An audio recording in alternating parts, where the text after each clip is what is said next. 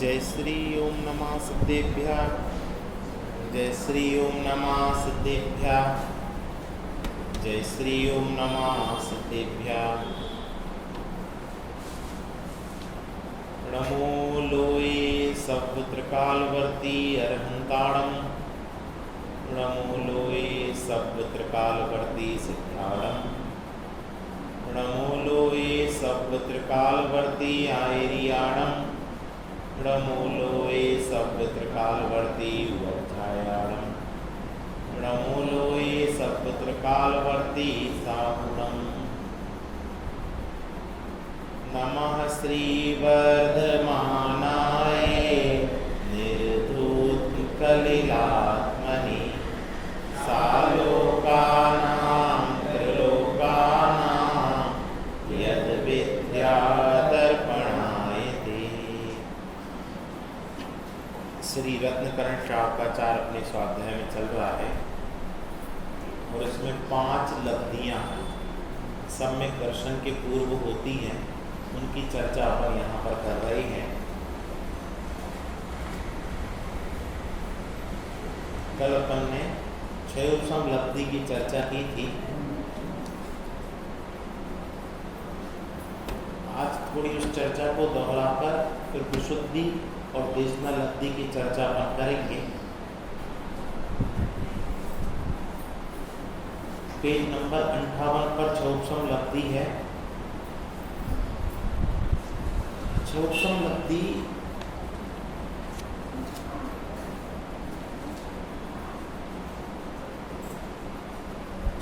लब्धि के विषय में आगम में ऐसा कहा है, जिस काल में ऐसा युग आ मिले जब 8 कर्मों में से ज्ञानावरण आदि कर्मों के समस्त अप्रशस्त प्रकृतियों की अनुभाग शक्ति प्रति समय अनंत गुनी घटती हुई आगे क्रम से उदय में आने लगी। यानी जो ज्ञानावरणादि 8 कर्म हैं, इनकी जो अप्रशस्त यानी पाप प्रकृति है, उनकी अनुभाग शक्ति प्रति समय अनंत गुनी घटती हुई आगे क्रम से उदय में आने लगी। उस काल में 6 लब्धि कही जाती है। जैसे एसी वाला हाल हो, एसी लगा हो और कोई बाहर गर्मी में से आए तो कुछ फर्क पड़ेगा कि नहीं पड़ेगा?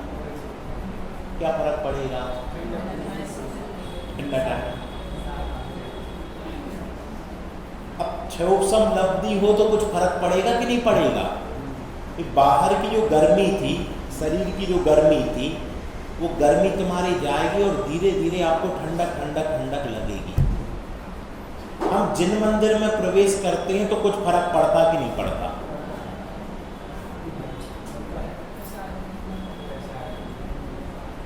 हम बाहर के संसार से जिन मंदिर में कदम रखा, एसी में प्रवेश किया तो ठंडा ठंडा लगा, और जिन मंदिर में प्रवेश किया तो परिणाम में कुछ हलचल हुई कि नहीं?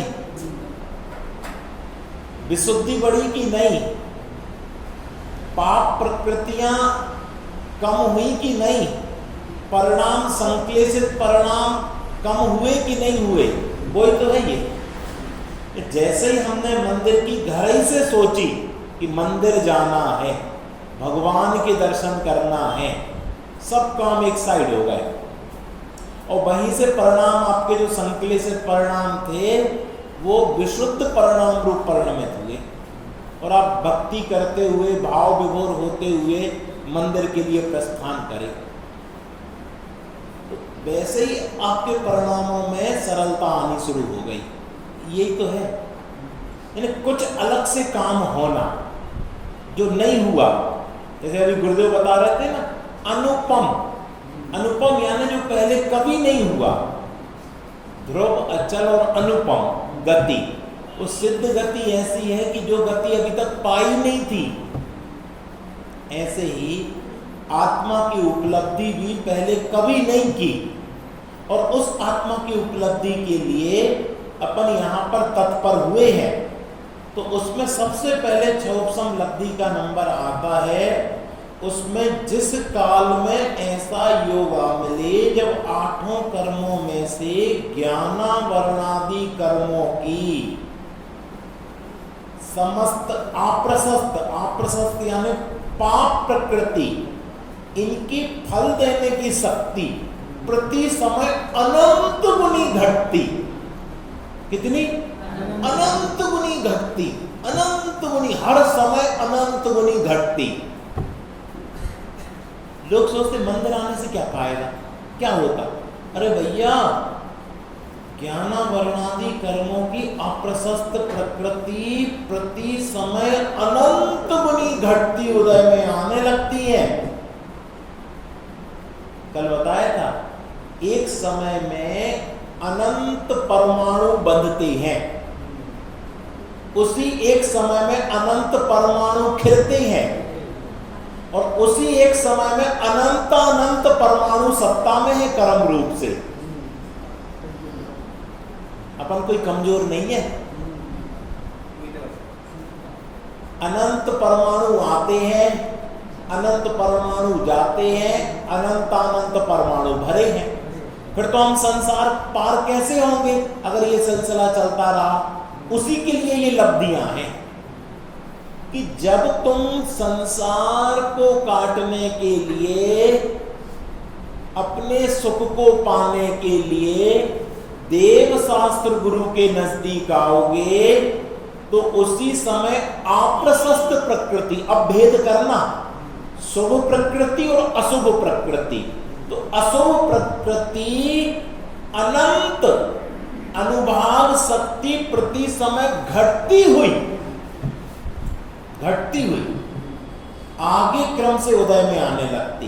अब अपन ने कुछ नहीं किया, तो हमने क्या किया? हमने प्रसन्नता व्यक्त की है। क्या की है? ये मंदिर ऐसा क्षेत्र है कि जिनवाणी देव शास्त्र गुरु ऐसे हैं कि इनके पास आने से प्रसन्नता व्यक्त की, इनके पास आने से रुचि व्यक्त की कि यहां आने से मुझे, जैसे पेड़, किसी को गर्मी लगे और पेड़ छायादार पेड़ दिख जावे तो क्या होगा? उसको, अरे यार छायादार पेड़ है, यहां 2 मिनट रुक के अपन अपनी थकान मिटा लो। ऐसे ही हम संसार के संक्लेशित परिणामों से थके हैं, और यहां आकर वो संक्लेशित परिणाम विशुद्ध रूप होकर थकान को मिटाते हैं। इसलिए ऐसे भाव संजो कर आओ। तो भजन भी गाते ना, भावना की चूनर भावना की, भावना की चूनर भावना की हो, भावना की चूनर ओढ़ के जिन मंदिर माव जोरे, हरि भक्ति रचाव जोरे। ये सारे भजन एक क्रम से एक एक लब्धि आगे बढ़ाते हैं। आप मंदिर खाली हाथ नहीं आओ। तो हम तो द्रव्य लेके आते हैं ना, बहुत अच्छी बात है आप द्रव्य लेके आते, लेकिन आप भावना लेकर भी आओ, विशुद्ध भाव लेकर आओ और शुद्ध भाव लेकर जाओ। क्या? विशुद्ध भाव लेकर आओ और शुद्ध भाव लेकर जाओ। भगवान को देखकर ऐसे ही प्रभु मैं हूं, शुद्ध भाव है। मुझ में राग द्वेष मोह नहीं है, कर्तृत्व नहीं है, मिथ्यात्व नहीं है, ये उपलब्धि है। इसीलिए प्रतिदिन मंदिर आना, प्रतिदिन देव दर्शन करना और भगवान के दर्शन देखकर हर्षोल्लास हो जाना कि ये सुख के केंद्र हैं। कैसे? वो क्रम है। देखो, अप्रशस्त प्रकृति की अनुभाग शक्ति तो अनंत गुनी घट गई, और उस काल में क्षयोपशम लब्धि हुई कही। उत्कृष्ट अनुभाग के अनंतवें भाग के बराबर प्रमाण जो देशघाती स्पर्धक, उनका उदय होते हुए भी। अब कल आपको अपन ने देशघाती स्पर्धक और सर्वघाती स्पर्धक बताए थे, फिर व्हाट्सएप पे आपको भेज भी दिए थे, आपने पढ़े भी होंगे। कर्म कितने होते? 8 होते। उनकी कितनी प्रकृति होती? 148। आप सबको पता। अब 148 में से कितनी सर्वघाती प्रकृति है और कितनी देशघाती प्रकृति है? कौन बताएगा? एक एक से। पहली ज्ञानावरणी कर्म। तो ज्ञानावरणी कर्म में लगाओ कि इसकी सर्वघाती प्रकृति जिसके कारण ज्ञान नहीं हो पाता, ऐसी कौन सी है? हाँ, पहले ज्ञानावरणी की प्रकृति कितनी है? कौन कौन सी? एक जन बोलो, एक जन बोलो।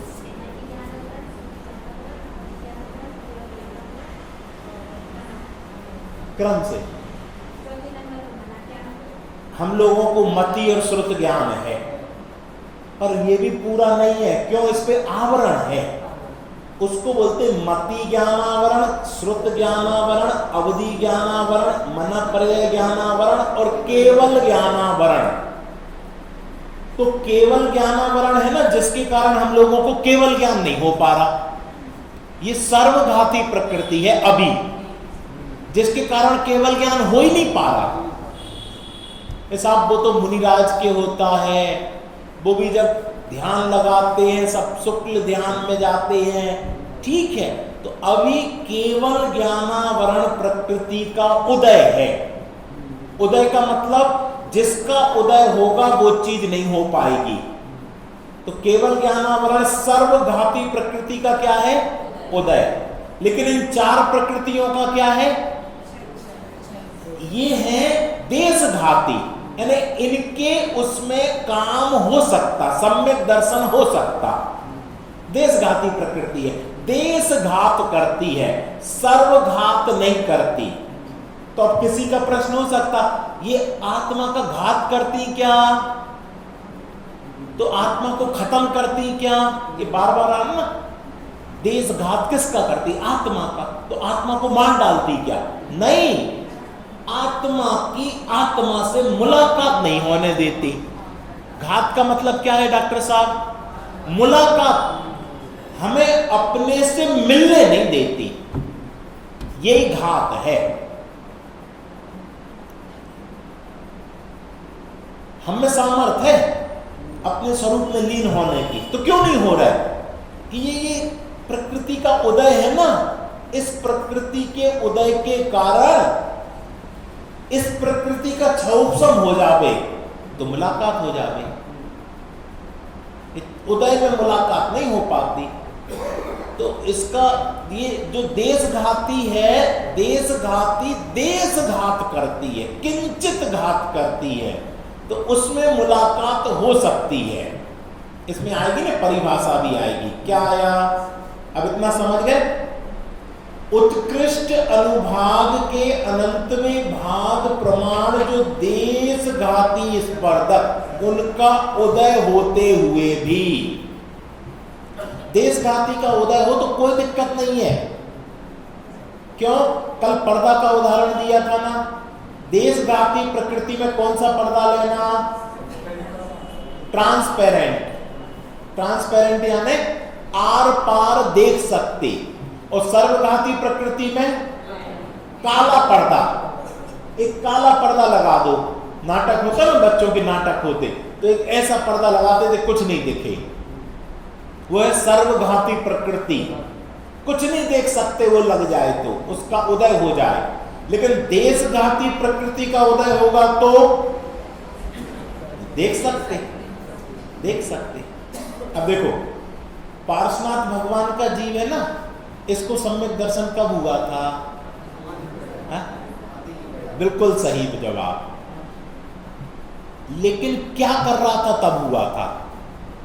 उत्तर तो बिल्कुल सही है। अपने प्रकरण से जुड़ जाएंगे आप। क्या कर रहा था वो हाथी? वो हाथी उपद्रव कर रहा था, लोगों को उठा उठा के फेंक रहा था, लोगों को कुचल रहा था, उजाड़ रहा था। तो ऐसे संक्लेशित परिणाम से सम्यक दर्शन हो गया। हाँ, कैसा? वो वन में था, वन का राजा था, और मुनि राजों का संग आया, 25-50 हजार मुनिराजों का संग। तो लोग बाग भी आए, बैलगाड़ियां भी आई, कोलाहल हो गया। तो कोलाहल हो गया तो जो उसका शांत जंगल था वो कोलाहल में तब्दील हो गया। उसको ये बर्दाश्त नहीं हुआ कि भैया हमारा शांत जंगल था, हम यहाँ के राजा शांति से रह रहे थे, ये उपद्रव, ये कोलाहल क्यों? सो वो पागल सा होके बस उत्पाद मचाने लगा। और जैसे ही उत्पाद मचाते मचाते लोगों को फेंकते फांकते कुचलते, एक पेड़ के नीचे मुनिराज बैठे थे और उनके सामने जैसे ही आया और मुनिराज के यहां उसने एक चिन्ह देखा और एकदम उसके परिणाम शांत हो गए। क्या हो गए? परिणाम। जो संक्लेशित परिणाम थे वो संक्लेशित परिणाम विशुद्ध परिणाम को वो शांति से बैठ गया। मतलब वो कौन था? वो इसी का मंत्री था। जो मंत्री ने वैराग्य को पाकर संसार से मुनि व्रत धारण कर लिया, ये अपने मंत्री को पहचानता था। और ये राजा था, हाथी का जीव राजा था, ये मर के हाथी बना और इसको पूर्व भाव का जाति स्मरण ज्ञान हो गया। अरे ये तो हमारे मंत्री, इनको तो मैंने देखा है। कहां देखा है? अरे मैंने तो ये मंत्री थे, अरे ये मुनिराज बन गए, अरे ये मुनिराज कैसे शांत बैठे हैं। और जब मुनिराज ध्यान कर रहे थे तो लोगों को बड़ी चिंता कि अरे ये सबको कुचल रहा था, अभी ये मुनिराज को कुचल देगा, पेड़ उखाड़ के फेंक देगा। और मुनिराज को देखते ही वो शांत बैठ गया। लोग देखते क्या अचंबा हो गया, सब लोग यहां वहां से एकदम आ गए, चारों तरफ बैठ गए। मुनिराज का ध्यान टूटा तो मुनिराज ने उसको देखा। मुनिराज ने देखा तो मुनिराज ने उसको कोमल संबोधन किया, हे भव्य, तुम क्यों ये संक्लेशित परिणाम करते हो? तुम तो भगवान बनने वाले हो। ये क्रोध तुम्हारा स्वभाव नहीं है, तुम तो क्षमा स्वभावी हो। सब तो उसको गाली दे रहे, सब तो मार रहे, और मुनिराज क्या कह रहे? तुम तो क्षमा स्वभावी हो, क्रोध तुम्हारा स्वभाव नहीं है। जैसे इन परिणामों को सुना, ये क्षयोपशम लब्धि, विशुद्धि लब्धि, सर्वघाती स्पर्धक गए, देशघाती स्पर्धक का उदय है। और देशघाती स्पर्धक का उदय हुआ और जो अनंत प्रति समय उसके अनंत गुनी घटती हुई। ये देखो कर्मों में काम चल रहा, यहां तो वो परिणाम को आत्मा में मग्न कर रहा है। और कर्मों में क्या चल रहा कि उत्कृष्ट अनुभाग, जो अनंत भाग बहुभाग के बराबर जो प्रमाण, सर्वघाती स्पर्धक, उनके उदय का अभाव, सर्वघाती स्पर्धक के उदय का अभाव। और सर्वघाती स्पर्धक का उदय अवस्था को प्राप्त नहीं हुए, परंतु जिनकी सत्ता विद्यमान है उसे कहा उपशम। ऐसे संयोग की प्राप्ति जिस समय होती है वो क्षयोपशम लब्धि है। तो अपन ये समझ रहे थे ज्ञानावरणी कर्म में एक केवल ज्ञानावरण कर्म सर्वघाती है और 4 देशघाती है। ऐसे दर्शनावरणी में लगाओ तो दर्शनावरणी की कितनी प्रकृति होती? 9 होती है। कोई बताएगा? बोलो आप।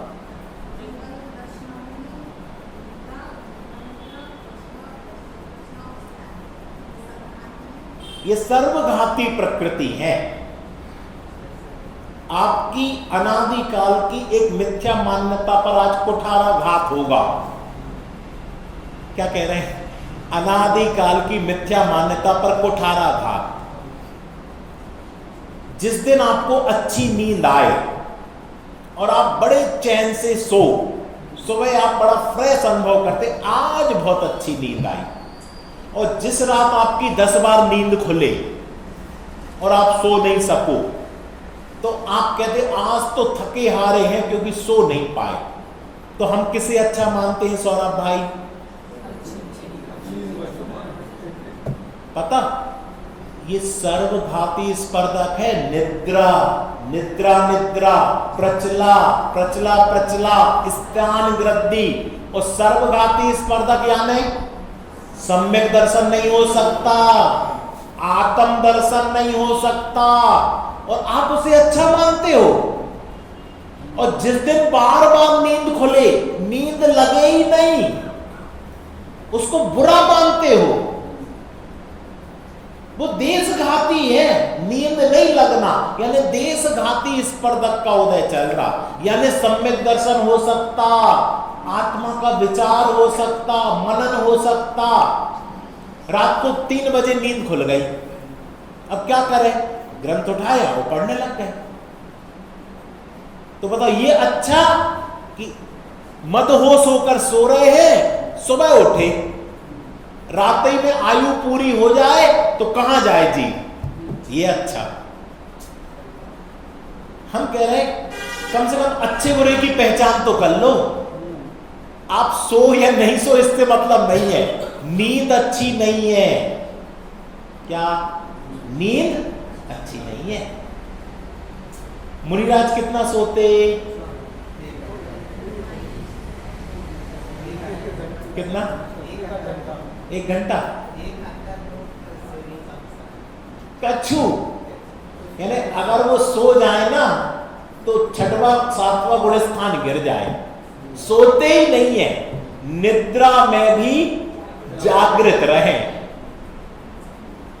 अब बताओ अगर निद्रा नहीं आए और थकावट हो जाए तो मुनिराज तो निद्रा में भी मदहोश नहीं होते, जागृत रहते हैं, ऐसा विश्राम करते हैं कि चिंतन चिंतन चिंतन करते हुए कछु पिछली रयन में कछु शयन एकासन। वो सोते भी कैसे हैं? ऐसे नहीं सोते या ऐसे नहीं सोते। कैसा? एक करवट, ऐसे पेट के बल एक करवट सोते हैं। आप सो के देखना, सो ही नहीं पाओगे। अपन कब सो पाते? या तो ऐसे सो जाए या ऐसे सो जाए तो मदहोश होकर सोते, और ऐसे सो तो नींद ही नहीं आए। इसलिए मुनिराज कभी भी पेट के बल एक करवट से, इसके 2 कारण हैं कि बार बार करवट बदलेंगे तो जीव जंतु की विराधना होगी, इसलिए उनकी विराधना ना हो तो एक करवट लेटते हैं। क्यों? क्योंकि ये सर्वघाती प्रकृति है निद्रा, ये नहीं। तो 5 जे हो गई और 1 हो गई केवल दर्शनावरण। और देशघाती कौन सी बची? चक्षु, अचक्षु और अवधि। ये क्यों बता रहे हैं? क्योंकि आपको सम्यक दर्शन करना है ना, तो अपने शत्रु तो पहचान लो, कौन बहादुर शत्रु है और कौन कमजोर। कमजोर शत्रु के समय काम हो जाएगा, बहादुर शत्रु होगा तो काम नहीं हो पाएगा। रामचंद्र जी ने सीता को छुड़ाना था तो उनने कहा लंका में प्रवेश करें, लेकिन लंका के गेट इतने वज्र के बने, कैसे प्रवेश करें? तो भैया उन्हीं को बाहर बुला लो। ऐसे ही सर्वघाती प्रकृति का उदय तो वज्र जैसा है, काम नहीं होगा। तो ऐसा करो, ऐसे विशुद्ध परिणाम करो कि सर्वघाती दब जाए, खड़ी ही नहीं हो, दब जाए। ये क्षौषम लब्धि और विशुद्धि लब्धि एक सिक्के के 2 पहलू हैं, अलग अलग नहीं है। इसलिए विशुद्धि लब्धि भी पढ़ेंगे अपन, है ना। लेकिन अपन ने अभी 2 कर्म समझ लिए, कौन कौन से? ज्ञानावरणी, दर्शनावरणी। मोहिनी की कितनी प्रकृति होती? कि पहले मोहिनी के तो 2 भेद करो, दर्शन मोहिनी और चारित्र मोहिनी। दर्शन मोहिनी की कितनी? कि 3 होती हैं, मिथ्यात्व, सम्यक मिथ्या और सम्यक प्रकृति मिथ्या। तो इसमें सर्वघाती कौन कौन सी है? मिथ्यात्व तो सर्वघाती और सम्यक मिथ्यात्व भी सर्वघाती, लेकिन सम्यक प्रकृति जो है वो देशघाती है। ये तो हो गई दर्शन मोहिनी। और चारित्र मोहिनी में हाँ एक जन बोलो, कौन बोल रहा? हाँ बोलो।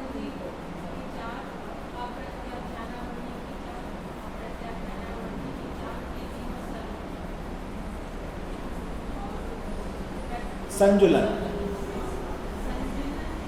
की चार, वो क्या है? देशघाती है। सही है। जो पढ़ेगा तो सही गलत बता पाएगा, अब पढ़े ही नहीं तो कैसे सही गलत बता दो? देखो उनने पढ़ा है तो उनने बोल दिया। इसमें भी है और व्हाट्सएप पे भी भेजा है। क्या है? अगर अपने मतलब की चीजें तो जरूर पढ़ो, फालतू की चीजें मत पढ़ो। इसमें पेज नंबर 54 है। इस पेज नंबर 54 पे चार्ट बना है। इसमें लिखा है दर्शन मोहिनी की में तो दो चारित्र मोहिनी की अनंतानुबंधी की चार, अप्रत्याख्यानी की चार, प्रत्याख्यानी की चार, ये सर्वघाती प्रकृति है। और संजुलन की जो चार हैं वो देशघाती हैं और 9 कसाएं वो देशघाती हैं। हो गया। अब कौन सा बचा? अंतराय बचा। तो अंतराय में सर्वघाती कौन सी है? कि कोई भी नहीं है सर्वघाती, सब देशघाती हैं। कौन कौन सी प्रकृति होती है अंतराय की? दान, लाभ, भोग, उपभोग, वीर। इसको ऐसा बोलना, दानांतराय, लाभांतराय, भोगांतराय, उपभोगांतराय, वीरांतराय, ये सब देशघाती हैं। इनमें सर्वघाती कोई नहीं है। तो सर्वघाती 21 हो गई और देशघाती 26 हो गई। टोटल कितनी हो गई? 47 प्रकृति। ये कि कौन से कर्म की है? ये घातीय कर्म की है। सरल कर दें। अब अभी अवधि ज्ञान है किसी को? क्यों नहीं है अवधि ज्ञान? अवधि ज्ञान कौन सी प्रकृति है? देशघाती है। तो अवधि ज्ञान होना चाहिए। अवधि ज्ञान क्यों नहीं है? अब आपको बिल्कुल सरल हो जाएगा। बोलो क्यों नहीं है सब अवधि ज्ञान?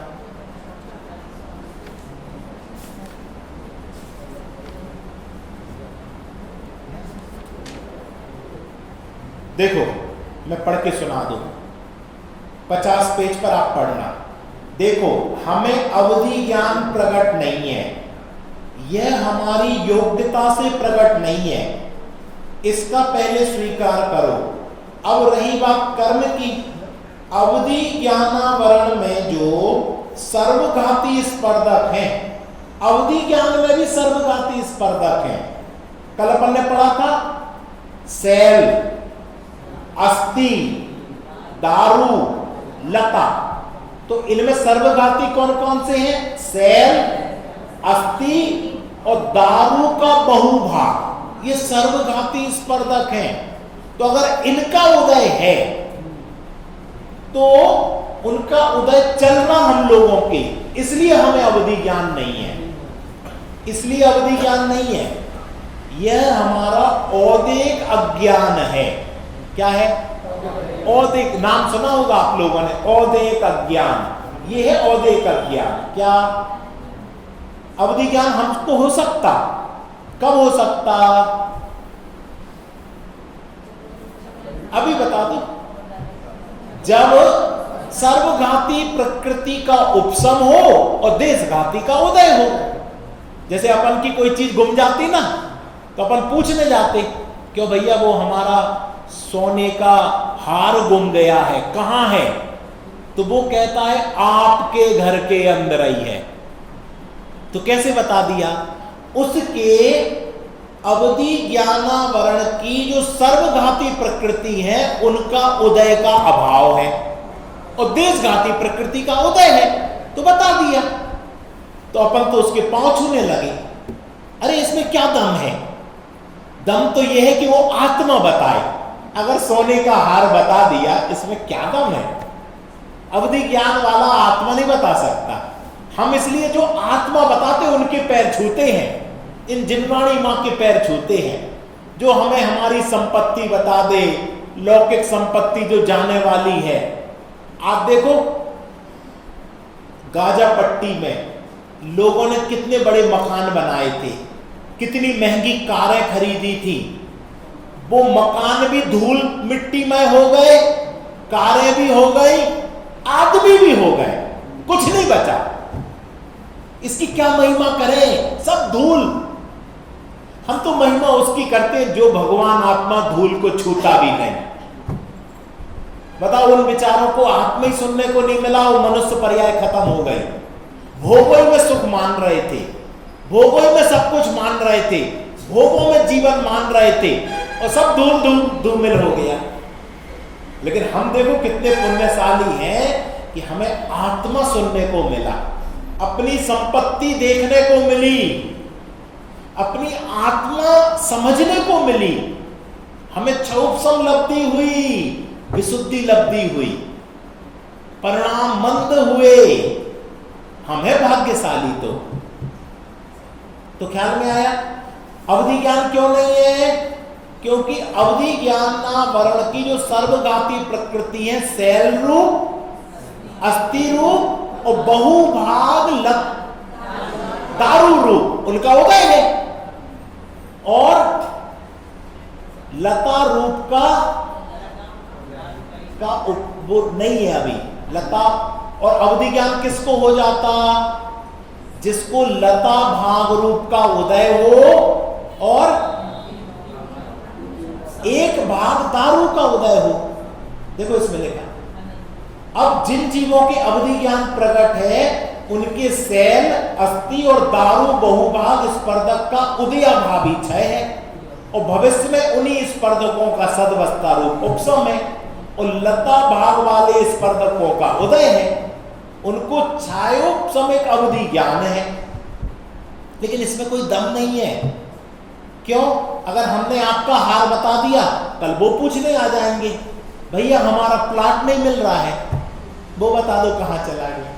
कल के दिन कौन और पूछने आ जाएगा, हमारा भविष्य बता दो। तो वो आत्मा का विचार कर पाएगा क्या? इसलिए कभी प्रसंग तुम्हें ये हो भी जाए ना, तो इसका प्रचार नहीं करना कि भैया हम तुम्हारा बता सकते, खोया पाया। मुनिराज नहीं बताते। मुनिराज को मनःप्रय ज्ञान भी हो जाता, अवधि ज्ञान भी हो जाता, किसी को बताते नहीं। क्यों? सब लोग अभी पूछने आ जाएंगे। इसलिए कौन चक्रों में पड़े, इसमें कोई दम नहीं है। अब आ जाओ अपने विषय पर। अब आप लोग, मुझे लगता है, थोड़ा थोड़ा समझने लगे। सर्वघाती स्पर्धक और देशघाती स्पर्धक थोड़ा थोड़ा समझने लगे। सर्वघाती का उदय है इसलिए अवधि ज्ञान नहीं है, और देशघाती का उदय आ जाए तो अवधि ज्ञान हो जाए, मनःप्रय ज्ञान मुनिराजों को हो जाए, कोई बात नहीं। अब देख लो, विशुद्धि लब्धि बहुत सरल है, 10 मिनट में हो जाएगी। पढ़ो जरा, प्रश्न पढ़ो। विशुद्धि लब्धि पहले जो क्षयोक्षम लब्धि हुई है, उसके प्रभाव से उत्पन्न होने वाले जीव को साता विद्य आदि शुभ प्रकृतियों के बंधन को कारण धर्मानुराग शुभ भावों की प्राप्ति होना, वह विशुद्धि लब्धि है। यह ठीक ही है, क्योंकि जब अशुभ कर्मों का रस देना कम हो जाता है, तब जीव के संक्लेश परिणाम भी घटकर थोड़े रह जाते हैं। उस अवस्था में विशुद्ध परिणामों की वृद्धि होना उचित ही है। इस प्रकार दूसरी विशुद्धि लब्धि कही। कितनी सरल है। क्षयोपशम लब्धि और विशुद्धि लब्धि एक सिक्के के दो पहलू हैं। संक्लेश परिणाम नहीं होना तो कौन से परिणाम होंगे? विशुद्ध परिणाम। जो वो हाथी का जीव था ना, उसके संक्लेशित परिणाम चले गए, तो अब कौन से परिणाम बचे? विशुद्ध परिणाम। जब उन्होंने कहा तुम भगवान हो और तुम भगवान बनने वाले हो, कहां तुम इस क्रोध को अपना मान रहे हो? कहां तुम इसको मान रहे अपना? देखो, बड़े पंडित जी साहब ने शांति पाठ में एक बात लिखी जो आप रोज पढ़ते हो, मोह की चट्टान टूटी, शांति निर्झर बह गया। आज आपको इसका अर्थ समझ में आया। मोह की चट्टान का मतलब कौन सी स्पर्धक? शैल रूप स्पर्धक। चट्टान, चट्टान यानी शैल रूप स्पर्धक। कौन के? मोह के। वो टूटेंगे तो शांति धारा बहेगी। मोह की चट्टान टूटी, शांति निर्जर बह रहा। उस पार्श्वनाथ भगवान के जीव के हाथी की पर्याय में मोह रूपी चट्टान टूटी।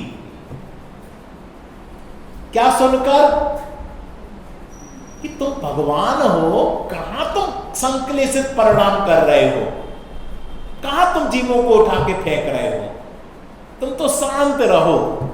शांत हो गया। यह विशुद्धि लब्धि, पहले जो क्षयोपशम लब्धि हुई उसके प्रभाव से उत्पन्न होने वाले जीव को साता वेदनी आदि शुभ प्रकृतियों के बंध के कारण धर्मानुराग रूप शुभ भावों की प्राप्ति होना। जैसे ही उस हाथी ने मुनिराज को देखा तो उनको मुनिराज को देखकर धर्मानुराग उत्पन्न हुआ। क्या हुआ? धर्मानुराग। देखो ये सब लोग तो हमें पत्थर मार रहे हैं, लाठी मार रहे हैं, लेकिन ये देखो ये व्यक्ति बैठे हैं और ये हमें कुछ नहीं मार रहे, और ये कितने शांत भाव से बैठे हैं। पता, शेर के सामने भी आप कभी पहुंच जाओ और आप शेर को कुछ मत मारो तो शेर आपका बिगाड़ नहीं करेगा। शेर कब बिगाड़ करता? जब आप उसको ऐसे करने लगो। इधर एक पहले चित्र लगा था, मुनिराज बैठे थे और बगल में शेर बैठा था, शांति से शेर बैठा था तो कुछ नहीं कर रहा। क्यों? मुनिराज कुछ नहीं कर रहे हैं, वो भी कुछ नहीं कर रहा। ऐसे कर्म का उदय आए शेर जैसा और आप शांत रहो तो कुछ बिगाड़ पाएगा? कुछ नहीं बिगाड़ेगा, चला जाएगा, कोई दिक्कत नहीं। इसलिए मुनिराज वनों में बसेरा करते, जंगली जानवर उनका कुछ नहीं करते। क्यों? शांत रहते हैं। और जंगली जानवर भी कोई दिक्कत नहीं है, शांत प्राणी है। अरे मृग तो खाज खुजा लेते हैं। तिन सुथिर मुद्रा देख मृगगण उपल खाव खुजावते। वो सोचते हैं कि ये तो पत्थर है, ये पत्थर की मूर्ति है, खुजली चल रही, खुजा लो। इतने शांत भाव से बैठते हैं कि पत्थर की मूर्ति जैसे हो जाती है मुनिराज। ये हमें सीख देता है। तो विशुद्धि बढ़ाना है तो तुम्हें धर्मानुराग रूप शुभ भाव होना चाहिए। साधर्मी को देखकर वात्सल्य उमड़ना चाहिए। अरे ये साधर्मी आया, आओ भैया, लो आओ बैठो, ग्रंथ ले लो, ये लो जिनवाणी लो, ये पूजन चल रही है, ये पेज नंबर है, ये द्रव्य ले लो, करो तुम भी अच्छे भाव से। क्या होगा? विशुद्धि लब्धि। एक तो उसकी व्यवस्था हो गई, दूसरी तुम्हारी विशुद्धि लब्धि बढ़ गई। क्या? धर्मानुराग रूप शुभ भावों की प्राप्ति होना ये विशुद्धि लब्धि है। यह ठीक ही है, क्योंकि जब अशुभ कर्म का रस देना कम हो जाता है, ये क्षयोपशम लब्धि में अशुभ प्रकृति रस नहीं दे रही, अब वो तो गई, उपशम हो गया। तब जीव संक्लेश परिणाम भी घटकर थोड़े रह जाती हैं। थोड़े संक्लेश परिणाम रह गए, बहुत घट गए। इस अवस्था में विशुद्ध परिणामों की वृद्धि होना उचित ही है, ये न्याय है। क्या? तो मंदिर में किसी को क्रोध ही नहीं आता। क्यों आए क्रोध? हम तो भगवान को देख रहे हैं और अपने को देख रहे हैं। जैसे प्रभु तुम हो ऐसे प्रभु हमें, ऐसा ही प्रभु मैं भी हूं, यह प्रतिबिंब सुमेरा है। भली भांति मैंने पहचाना, ऐसा रूप सुमेरा है। ज्यों दर्पण सन्मुख मोही जन अपना रूप सजाते हैं, त्यों तुम सन्मुख आकर प्रभु बर हम अपना भाव बढ़ाते हैं। जैसे मोही लोग, आप सब यहां आए, दर्पण देख के आए कि नहीं? भाभी सही लग रहा है कि नहीं? बाल बिखरे तो नहीं है, कोई कमी तो नहीं है? तो सब दर्पण में देखकर अपना रूप सजाते हैं, कंघी करते हैं। मुंह पे कोई छपा हो तो साफ करते। ऐसे ही भगवान हम तुम्हें देखकर अपने भाव बढ़ाते हैं, विशुद्धि बढ़ाते हैं। मैं भी ऐसा ही हूं, ये मेरा प्रतिबिंब है। किसका है? ऊपर कौन से भगवान विराजमान है? सौरभ भैया। अरे भैया हमारा रूप है वो। महावीर भगवान तो बाहर के लोगों के लिए है, जो स्वाध्याय में स्वाध्याय सुन रहा, मेरा रूप है। ऐसे ही प्रभु मैं भी हूं। यह प्रतिबिंब सो कि महावीर भगवान का है। डॉक्टर साहब किसका है? महावीर भगवान का कहना व्यवहार से है और मेरा कहना ये निश्चय से है। कब तक व्यवहार में रहोगे? अब तो निश्चय का पक्ष करो। निश्चय के पक्ष में आए बिना आत्मा के पक्ष में नहीं आ सकते। कब तक व्यवहार से देखोगे? अब तो निश्चय से देखो। कब तक भगवान को देखोगे? अब अपने भगवान को देखो कि आप किसकी पूजा कर रहे हैं? कि महावीर भगवान की। कब तक पूजा करोगे? अपनी पूजा करो। साहब यही तो बस है, यही बस नहीं है। मनुष्य भाव बहुत अल्प है। क्यों? अपने यहां युद्ध नहीं हो सकता, अपने यहां रॉकेट मिसाइलें नहीं दागी जाएंगी, अपने यहां अणुबम नहीं गिर सकता क्या? कई लोग तो ये लग रहा होगा काय को इजराइल इतनी मेहनत कर रहा, एक अणुबम चलाओ काम खत्म। कितने कर्म बांध लिए, एक एक रॉकेट दाग रहे, एक एक लोग मर रहे, एक अणुबम पटको काम खत्म। कभी पाकिस्तान के मन में आ जाए उसके पास भी अणुबम है, वो पटक दे। इसलिए अपना काम जल्दी कर लो, कल का कोई भरोसा नहीं है। कल किधर युद्ध छिड़ जाए, कल किधर क्या चला जाए, क्या हो जाए। जीवन क्षणभंगुर है।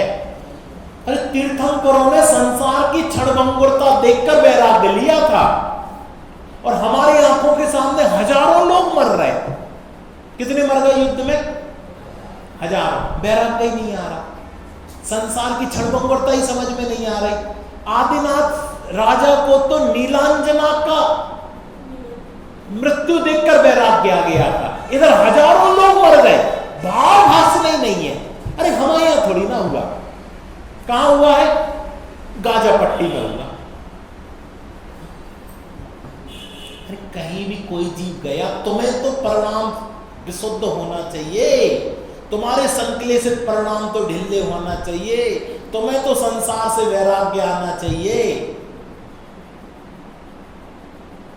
तुम्हारे तो शैल रूप, अस्थि रूप, दारू रूप जो सर्वघाती स्पर्धा के इनको चले जाना चाहिए। ये परद्रव्य है, लेकिन जाते किसके भाव निमित्त से है? जीव के विशुद्ध परिणाम के निमित्त से जाते हैं। ये निमित्त नैमित्तिक संबंध है। कर्मों को ज्ञान नहीं है कि आना की जाना। कर्मों का आना जाना कैसे है? आपके परिणामों से। आप जैसे परिणाम करोगे, कर्मों में उठा पटक वैसी ऑटोमेटिक होगी। एक द्रव्य दूसरे द्रव्य का कर्ता तो नहीं है, लेकिन निमित्त नैमित्तिक संबंध है। हमारी विशुद्धि, हमारी ये जो विशुद्धि बड़ी है, ये विशुद्धि लब्धि ये हमारे द्वारा हुई है, कर्मों के कारण नहीं हुई। ये भगवान के कारण भी नहीं हुई। आप नहीं देते कुछ भी, पर भक्त आपसे ले लेते। जय भगवान चोरी में निमित्त बन सकते क्या? जय भगवान कर्तृत्व में निमित्त बन सकते। कैसे? जो चांदी के भगवान है ना, जो कौन ने विराजमान करे? बब्बे भैया, बब्बे भैया, चांदी के पारसनाथ भगवान कौन ने विराजमान करे?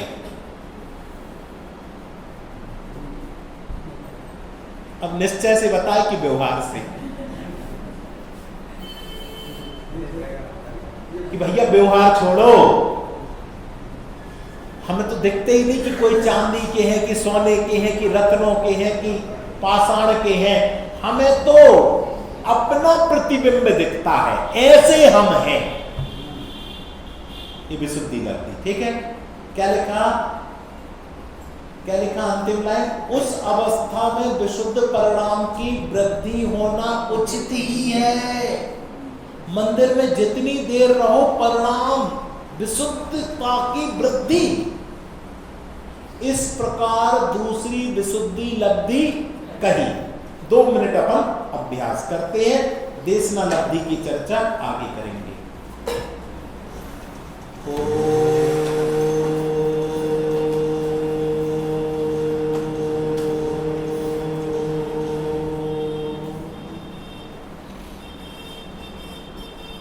ओम में जैसे ही पंच परमेष्टि को स्मरण किया, क्षयोपशम लब्धि से विशुद्धि लब्धि की ओर अग्रसर हुए और अपने गुणों का अनुवाद किया, तो विशुद्धि लब्धि से आगे बढ़ते हैं। कैसा हूं मैं? चैतन्य स्वरूपो,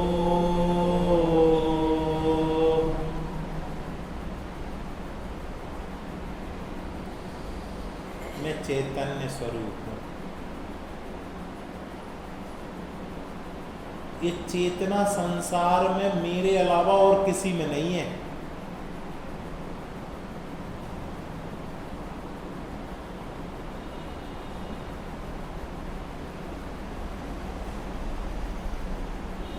और मैं सर्वांग में चेतना चेतना चेतना चेतना।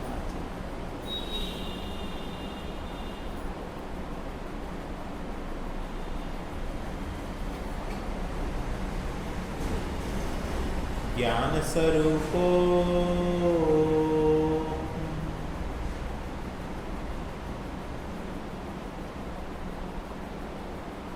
मैं ज्ञान से बना हूं, ज्ञान का घन पिंड हूं, जिसमें राग का प्रवेश नहीं।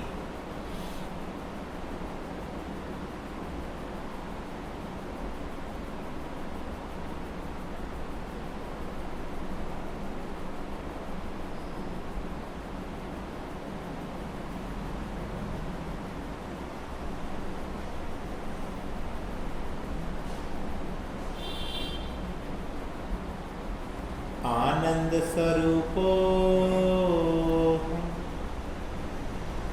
अरे मैं आनंद से बना हूं, सर्वांग में आनंद झरता है।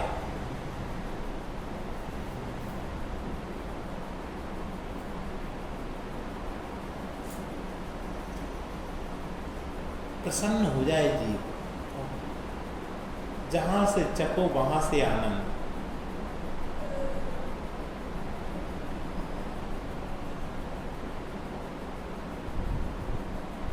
ऐसे अपने ज्ञायक प्रभु को देखो। इसके अलावा मैं कुछ नहीं हूं। पर से, पर्याय से, शरीर से, कर्मों से शून्य स्वभाव वाला हूं।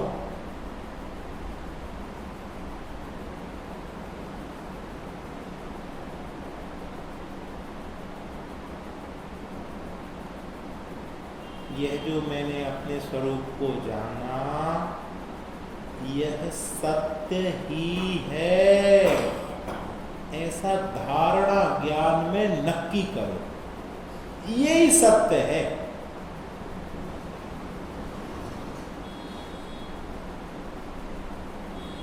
बाकी सारा संसार का काम धाम सब असत्य है।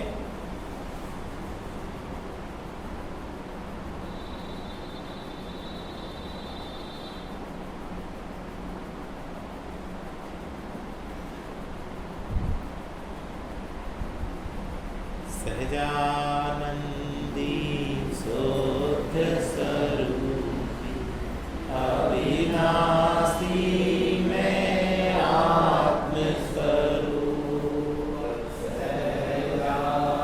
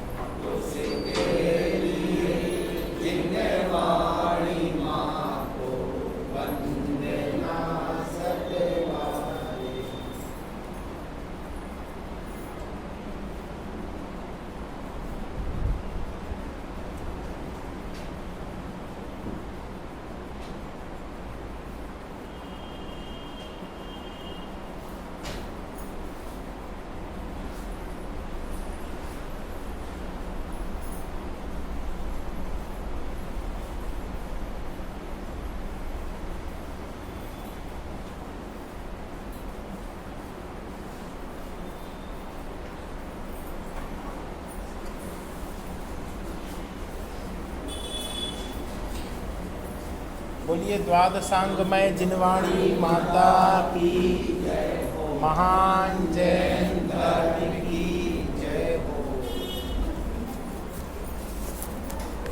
पढ़ना है तुम्हें?